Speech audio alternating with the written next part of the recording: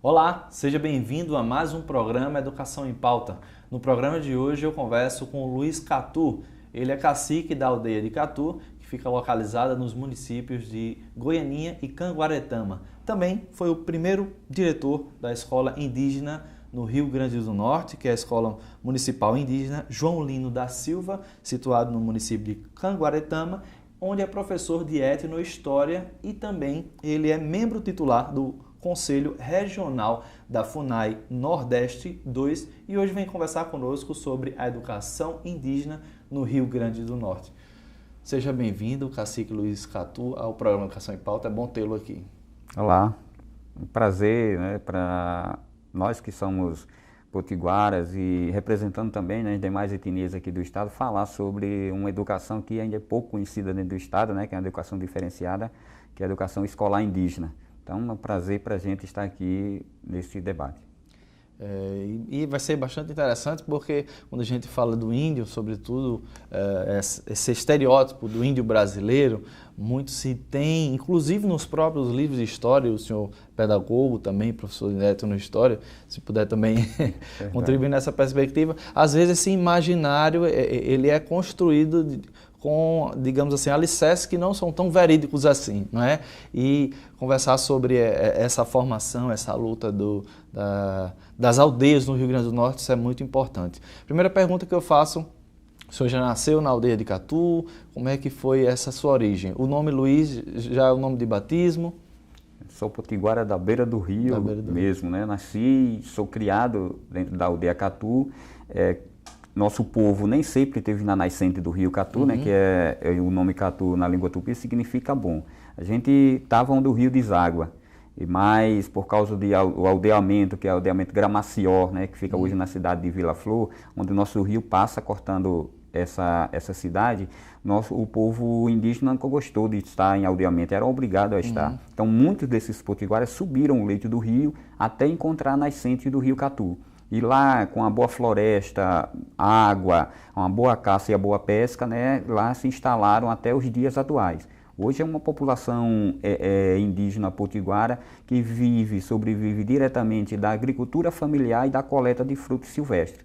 Entre esses frutos, a gente destaca a mangaba e o bati, é muito forte dentro da aldeia. E essa aldeia foi para nascente mais ou menos em que século? Olha, em meados entre o século XVI e XVII, né, alguns potiguaras começaram a migrar para nascente, né, fugindo um pouco onde a cidade, né, a vila, né, começou a virar cidade e na verdade Canguaretama, né, que se desmembrou de vila, ganhou uma expansão muito grande. Houve o morticínio de Cunhaú, que está muito em evidência nos dias atuais.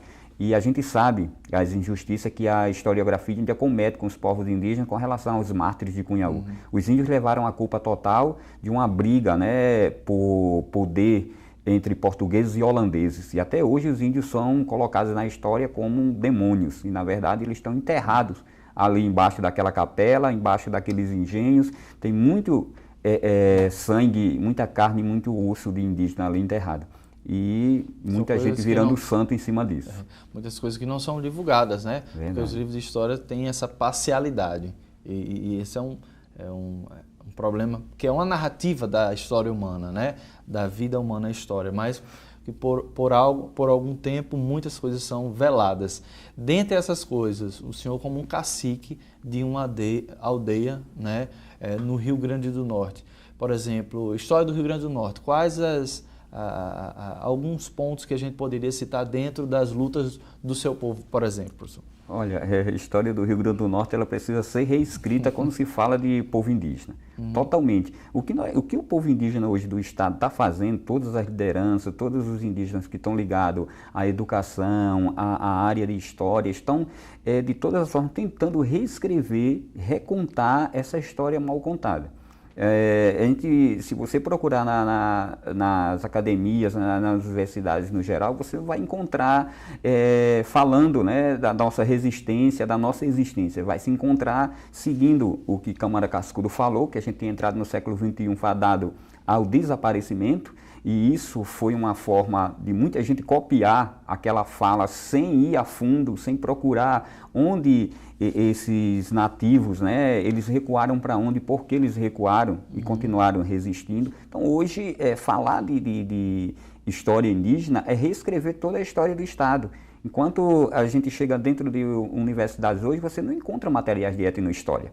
Não há uma preocupação de se falar da resistência do povo indígena, se falar das etnias que existem dentro desse Estado. Então, o índio está reescrevendo essa história dia a dia, boca a boca, como ele sempre fez há milênios. Né? A história oral, né? A história oral, nossa, é muito poderosa e a gente não perde ela. É na trempe mesmo, ali ao redor da fogueirinha, da lenha queimando e se contando e recontando essa história. E hoje estamos fazendo da mesma forma. Claro que tem alguns pesquisadores hoje que estão escrevendo, né, que estão reescrevendo essa história junto com os povos indígenas. Eu posso destacar aí a Jussara Galhardo, né, pesquisadora do Museu Câmara Cascudo, e ela tem um livro, Identidade Indígena no Rio Grande do Norte. Ela está aí recontando o que eles chamam de emergência étnica, né? Que para nós, povos indígenas, não concordo muito com essa questão de emergência étnica, de descendente, de remanescente. A gente é, assim, povo resistente, né, que tem resistido há tantos séculos.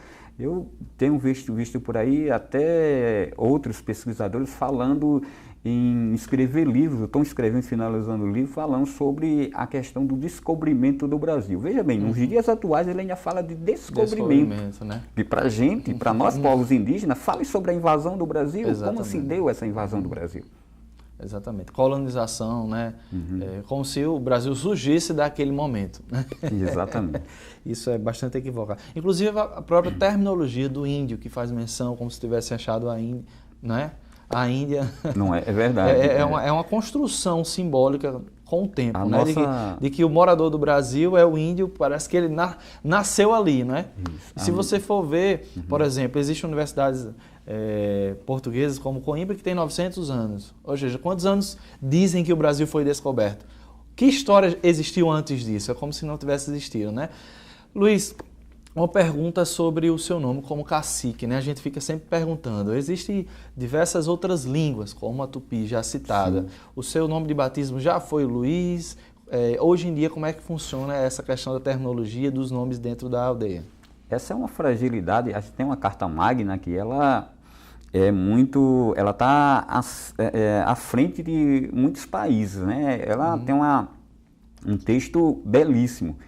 A gente sabe que pouco é cumprido, mas com relação aos povos indígenas, a gente tem 2 artigos que são relevantes, né? Em 88, 2 artigos fizeram com que os povos indígenas, principalmente do Nordeste, tomassem um fôlego e cobrassem que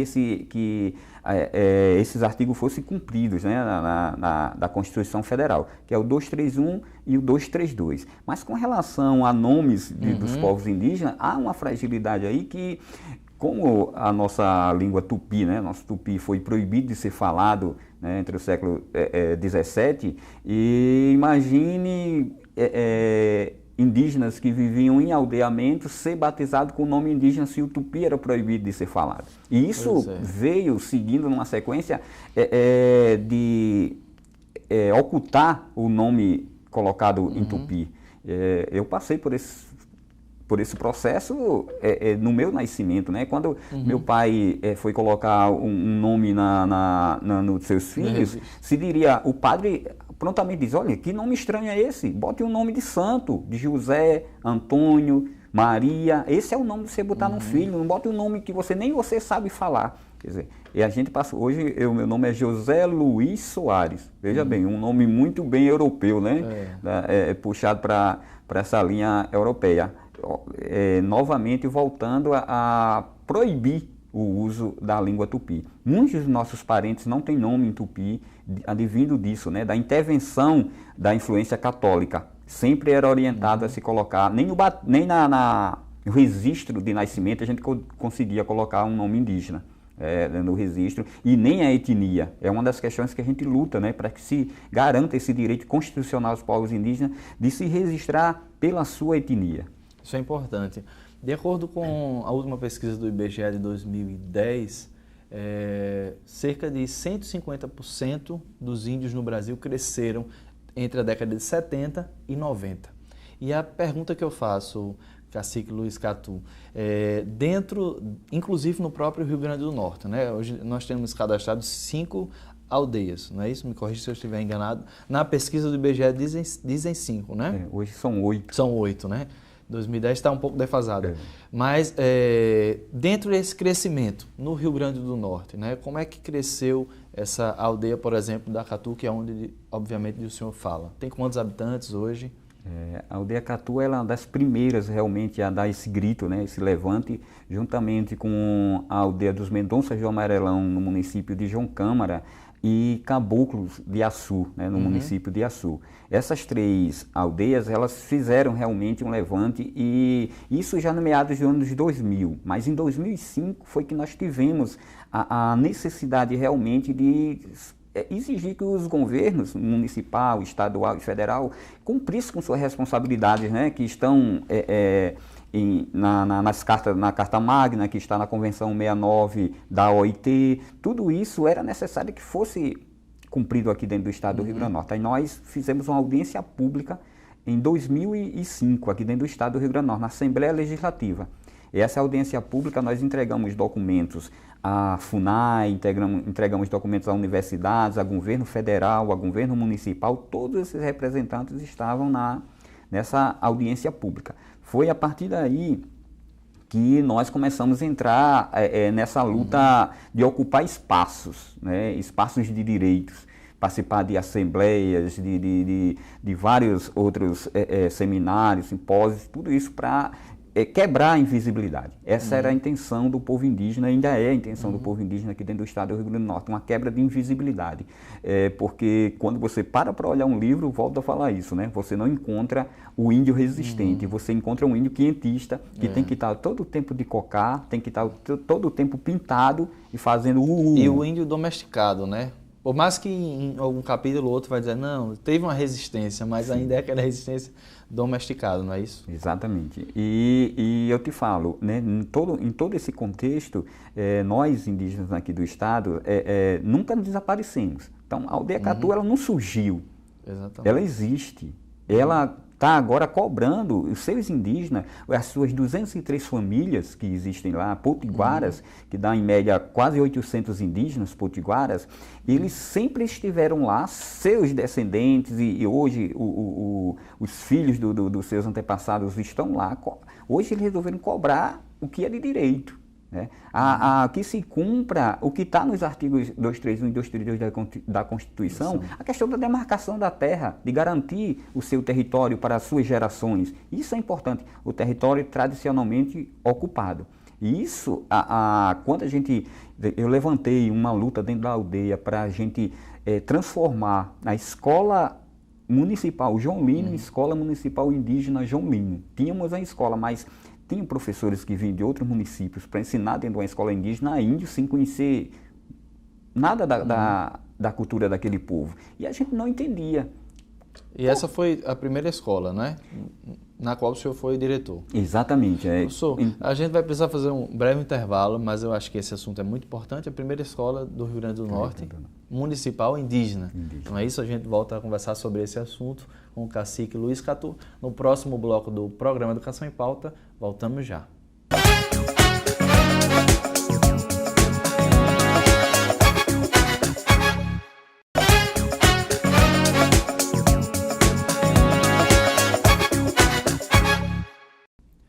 Voltamos com o segundo bloco do programa Educação em Pauta e eu continuo a conversar com o cacique Luiz Catu, professor de Etnohistória das Escolas Municipal Indígena João Lima da Silva, situada no município de Canguaretama, e da Escola Municipal Alfredo Lima, em Goianinha. Exatamente sobre isso que eu pergunto, professor. Essa luta, né, sobretudo para a constituição, né, de uma escola municipal indígena. Como é que isso aconteceu e o seu ativismo, digamos assim, perante essa causa? Como é que foi? Então, encabeçamos realmente, né, essa luta de ter escola dentro de uma aldeia e essa escola não ser indígena, não ter uma preocupação de município, de estado, nem de governo, mas nós entendíamos que era necessário trazer educação indígena, que se faz dentro da aldeia. Toda aldeia dentro do Brasil, ela tem uma educação indígena, porque o fazer junto do indígena, ele é milenar. né? A caça, a pesca, a coleta de frutos silvestres, tudo se aprende junto. O trabalho com as ervas, a cura, tudo isso é um fazer junto. Isso é educação indígena. Mas essa educação formal, essa educação globalizada, né? Essa educação escolar, da base comum, era necessário, né? Porque o povo indígena precisa estar inserido nesse mundo globalizado, entender esse contexto. Mas sempre existiu essa inserção ou a partir exatamente desse período de demarcação histórica da Escola Municipal Indígena? Antes também? Só na década de 70 foi que essa educação formal, né, dita normal do mundo globalizado, chegou dentro da aldeia Catu. E daí, claro que houve essa estranheza, né, dessa forma de lidar com a escrita, até porque a escrita não era uma atividade comum dos povos indígenas. E década de 80, 90, isso se foi ampliado dentro da aldeia, né? E hoje meu pai, minha mãe e muitos dos meus familiares, né, dos nossos troncos, eles não sabem a escrita do letramento e o numeramento, né? Representar isso graficamente. E nós tivemos, os índios que estão nesse sentido, os novos potiguaras tiveram essa oportunidade de ter esse contato, de entender como se faz essa comunicação. Eu fui uma dessas pessoas, mas não entendia a todo tempo porque se dizia que nós não existíamos. Se meu pai a todo tempo contava e recontava a história da nossa existência. Com isso eu comecei a intervir nesses espaços. No espaço escolar, no espaço de reuniões, em todos os espaços que eram criados. O senhor foi aluno, inclusive, dessas escolas? Exatamente. Fui aluno dessas escolas, desde a pré-escola, né, até o fundamental, e tive que fazer uma graduação, né, para poder estar atuando como professor. Mas comecei a atuar como professor muito antes, ainda no primeiro ano do segundo grau, que era falado como se tratava anteriormente, né? Na Escola Municipal Indígena João Lino da Silva, nós temos alunos que também não são da aldeia, por exemplo, ou hoje todos os alunos são da aldeia? Todos os alunos são da aldeia, mas nem 100% não é indígena. A escola aceita, sim, aluno não indígena, desde que a família entenda o processo, né, de trabalho da escola. Porque a educação escolar indígena tem um diferencial. Disciplinas extras, tem não é? disciplinas extras, é uma escola de tempo integral. Quer dizer, o aluno vai ter todas as disciplinas da base comum, ou seja, mas ele vai português, ter matemática, todas história, essas disciplinas, exatamente. E quais são as disciplinas extras, por exemplo? A etnohistória é uma dessas disciplinas, né? Nós temos que trabalhar hoje com 304, 305 etnias, né? Dentro de um Brasil. Você trabalhar hoje, você falar um pouco sobre 274 línguas diferentes que são faladas dentro desse país. Muita gente não atenta para isso. As pessoas estão valorizando um inglês, que é a língua, né, globalizada aí para se falar em todos os espaços, e esquece de um país pluriétnico, né, um país com uma diversidade cultural enorme. Então, as raízes da nossa cultura, digamos assim. E né? a etnohistória vem aí suprir, né, e a gente está num período onde história e outras disciplinas não são obrigatórias. No Exame Nacional de Ensino Médio não tem história local, né? Só tem história nacional. Imagine a história indígena local.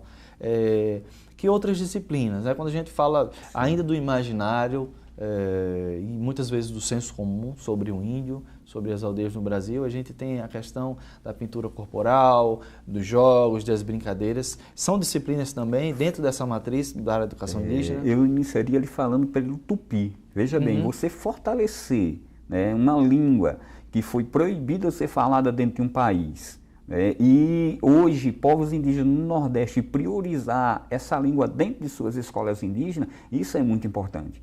Isso é muito importante quando o visitante, hoje nós temos uma atividade na escola indígena João Lino e na Alfredo Lima, que é o intercâmbio. Então, várias escolas do estado, instituições vão dentro da aldeia fazer um intercâmbio sobre a cultura indígena. E lá eles têm um contato com a oficina da língua tupi. Descobrindo que eles já falam de tupi sem perceber que estão falando. Acham que estão falando a língua portuguesa normalmente e na maioria das vezes estão falando mais tupi do que a língua portuguesa. Veja bem, e cometem equívocos em chamar sapo cururu. Se cururu já é sapo em tupi, aí você fala sapo, É sapo. uma redundância, né? Né? Aí você fala banana pacová. Pacovã já é banana em tupi, banana, banana. Então, isso... Ou seja, isso é importante também para a gente que utiliza isso no dia a dia, né? Confunde, diz que é errado falar a palavra pereba, né, com o ferimento, mas pereba é ferimento na língua tupi. Quer dizer, você participou de uma oficina da língua tupi, você entra nesse universo que você entendeu o que se fala diariamente do tupi e você não sabia que estava falando. Essa escola específica tem um intercâmbio também, né? Como é que funciona esse processo de, digamos assim, disseminação dessa cultura e troca de experiências? No cumprimento, né, as escolas que estão nas redes municipais do Estado do Rio Grande do Norte, no cumprimento da Lei 11.645 de 2008, né, que causa aquela obrigatoriedade do ensino da cultura afro-brasileira e indígena nas escolas, elas começaram a visitar a aldeia em loco, né? Como é que se dá? E hoje a própria nova LDB, né? A própria LDB engloba no seu artigo 26A, né? A questão do ensino, a obrigatoriedade do ensino da história indígena, né? Da cultura indígena dentro das escolas. Então, a gente preparamos, né? Dentro da escola momentos para que isso se torne uma quebra de invisibilidade. Você não só falar da cultura indígena dentro de quatro paredes, mas você vivenciar um pouco dessa vida do povo indígena das aldeias dentro do estado. Então, as escolas que visitam hoje a aldeia Catu, elas entendem o que é uma pintura corporal, por que o povo indígena pinta o corpo, o que significam essas pinturas, por que usa o vermelho, por que usa o preto. Vamos sentir isso dentro de uma oficina, dentro de uma escola indígena. Passam por uma questão da cultura indígena em si, entender qual o significado do uso do arco, qual o significado da agricultura familiar para aquele povo, qual o significado da coleta para aquele povo. Tudo isso você do ponto de vista existencial também, né? Porque existimos, a relação com o mito, com o divino, com o sagrado, tem toda a relação com a natureza, né? Porque a natureza para o povo indígena ela é muito importante. Nós nos sentimos parte da terra e por isso o respeito que nós temos pela mãe terra é tremendo, né? E não se pode separar índio de terra. E a gente fica muito triste em saber que o índio hoje tem que pedir para demarcar terra dentro de um país onde foi saqueado totalmente, né? E tomado essas terras. A terra já é a dádiva divina para o povo, isso, né? Isso. Então ele pedindo para demarcar um governo é contraditório. Professor, nesse intercâmbio existe também alguma relação com as outras aldeias? A pesquisa que eu citei fala dos caboclos de Açu, Ibanguê, em Açu, Mendonça do Amarelão em João Câmara, o Catu em Canguaretão em Goianinha, Sagi, Trabanda em Bahia Formosa, Itapará em Macaíba. Existem outras aldeias ou são realmente essas hoje no Rio Grande do Norte? Apodi aparece no também. Cenário, né? Lá nós temos os Tapuias Paiacus. Tem uma liderança que é a Lúcia, lá no município de Apodi. E lá está num trabalho muito forte de se trazer até a FUNAI poder chegar lá, né? Essa é uma preocupação nossa, porque recentemente a FUNAI, baixou-se o decreto 9.010, né? A FUNAI foi extinta do estado do Rio Grande do Norte e os povos indígenas tiveram que se rebelar para que isso não se concretizasse. Então a Apodi precisa desse atendimento, é um povo que está distante da capital, muito distante, para que uma FUNAI dentro do estado possa atender as necessidades, as demandas dos povos indígenas de lá. Então para a gente isso é preocupante, né? Porque a questão da educação escolar indígena não chegou em todas as aldeias. Em Apodi não tem escola indígena, em Açu não tem escola indígena, nas demais aldeias já tem escola, funciona com currículo diferenciado, mas não é legalizada como indígena. A do Catu, a Escola Indígena João Lino, eu precisei entrar no Ministério Público Federal solicitando que o Estado cumprisse essa obrigatoriedade, que o município também cumprisse para que se fosse criada a escola indígena. Mas não tem uma certa autonomia, né, do ponto de vista curricular. Como é que funciona, por exemplo, essa oferta das disciplinas para a educação indígena? Um currículo próprio e diferenciado. Isso é extremamente necessário numa escola indígena. O calendário anual também é próprio, se obedece sim os 200 dias letivos. Mas os momentos de colheita, as festas tradicionais, todas elas estão englobadas dentro do calendário da escola indígena. Então isso é necessário para que se haja uma partilha do conhecimento ali no todo, não fique unicamente centrado à base comum, né? Porque a cultura indígena ela é o principal foco. Exatamente. A família também vai à escola? Como é que funciona? Só os alunos? O fazer junto, né, do povo indígena é uma construção do conhecimento junto com a família. Esses são valores que não podem estar fora da educação escolar indígena. Então, a escola, ela é uma extensão da comunidade. Isso é primordial. Isso é fundamental, né? Professor, o senhor citou essa questão a partir do decreto 9010 de 24 de março de 2017, do presidente em exercício, né, o presidente Temer. E houve uma manifestação exatamente das aldeias locais, junto à FUNAI, perante esse decreto que extinguiria a FUNAI local, né? E é essa pergunta que eu faço: como foi essa manifestação? Exatamente também porque o senhor é membro titular do Conselho Regional da FUNAI Nordeste 2. Como é que foi então essa luta?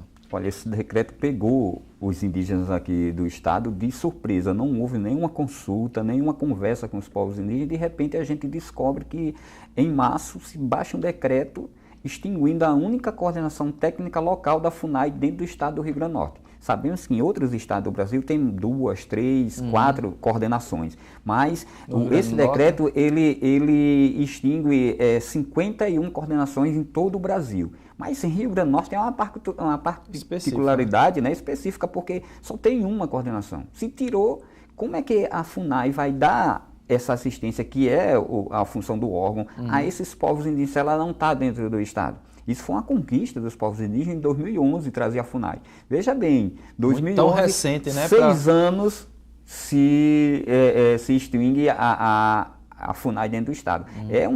Para a gente era um retrocesso enorme. Tentamos sensibilizar o governo de todas as formas, não houve diálogo. Ele desrespeitou diretamente a Convenção 169 da Organização Internacional do Trabalho, a OIT, qual o Brasil é signatário dessa convenção, violou todos os direitos indígenas em fazer isso, em tirar um órgão que trabalha com a promoção do direito dos povos indígenas. Sem diálogo, tivemos que ocupar o prédio da FUNAI. Uma semana ocupada pelos povos indígenas aqui do estado, e o governo não dava resposta alguma. A gente chegou a um extremo a provocar, chamar a atenção desse governo, né, indo à entrada do aeroporto aqui do estado, né, do Rio Grande do Norte. Fechamos esse aeroporto com nossas crianças, com nossas mulheres, nossos Durou anciãos. Quanto tempo essa... Então, a gente chegou lá por volta de 7 horas da manhã, fizemos umas barreiras e a gente permaneceu lá até as 10 horas, né, da manhã. Houve excessos por parte da polícia do estado, uma polícia que não vejo usando bomba de gás, nem bala de borracha, e nenhuma população, nem a carcerária, fez várias coisas aqui dentro do estado, demorou para fazer isso. Índios desarmados, gritando pelo direito constitucional que é garantido, levaram vários tiros de borracha pelas costas, correndo. Lamentável. Por uma polícia encapuzada, né, e fez isso com os povos indígenas aqui do estado. Pra Inclusive gente foi extremamente crianças, né, crianças, exatamente. Mulheres passaram mal. A cacique Thaís era uma que estava grávida, correndo o risco de levar um tiro de borracha na barriga e perder o seu bebê. Essa foi uma forma, né, que a gente teve de fazer para ter uma resposta do governo. Tivemos uma resposta positiva. Na hora que estavam levando os tiros de borracha e as bombas de gás, o próprio presidente da FUNAI ligou para a gente, né, a cacique Thaís atendeu a ligação e ele disse que ia revogar, né, o decreto e que a coordenação ia voltar. Hoje a gente ainda está aguardando a confirmação concreta dessa promessa escrita pelo presidente da FUNAI. Ok, professor, então fica aqui esse registro, inclusive o programa é divulgado pela internet, que você possa fazer parte então também do compartilhamento deste programa nas redes sociais para ir junto com essa luta. Muito obrigado pela entrevista de hoje. São tantas coisas que a gente ainda teria para falar, mas infelizmente a gente tem um tempo que acabou. Nós que agradecemos em nome do movimento indígena do estado do Rio Grande do Norte. Eu agradeço essa oportunidade.